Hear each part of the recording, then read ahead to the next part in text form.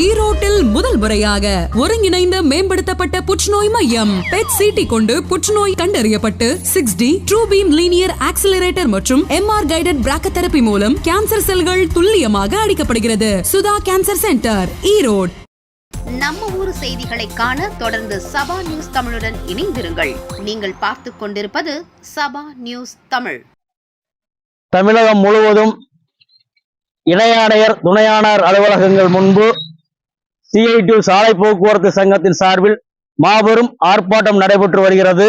இந்த ஆர்ப்பாட்டமானது ஓட்டுநர்களுக்கும் பொதுமக்களுக்கும் பயனளிக்காத 2019 மோட்டார் வாகன சட்டத்தை ரத்து செய்ய வேண்டும் என்பதுதான். இந்த 2019 மோட்டார் வாகன சட்டம் என்பது ஓட்டுநர்கள் எதிர்பாரா விபத்து ஏற்படும் பொழுது 5 ஆண்டு காலம் சிறை தண்டனை, 5 லட்சம் அபராதம் என்கின்ற கொடூரமான இதற்கு வழிவகுக்கிறது. எனவே அந்த சட்டத்தை ரத்து செய்ய வேண்டும் என்று கேட்கின்றோம். அதே போல ஆன்லைனில் அபராதம் விதிக்க கூடாது என்றும், காலாவதியான டோல்கேட்டுகளை அப்புறப்படுத்த வேண்டும் என்றும், மேலும் நலவாரிய பயன்களை உடனடியாக கொடுக்க வேண்டும் என்று கேட்டு தமிழகம் முழுவதும் இந்த போராட்டமானது நடைபெற்று வருகிறது. பி. கனகராஜ், மாவட்ட பொதுச் செயலாளர், ஈரோடு மாவட்ட சாலை போக்குவரத்து தொழிலாளர் சங்கம்.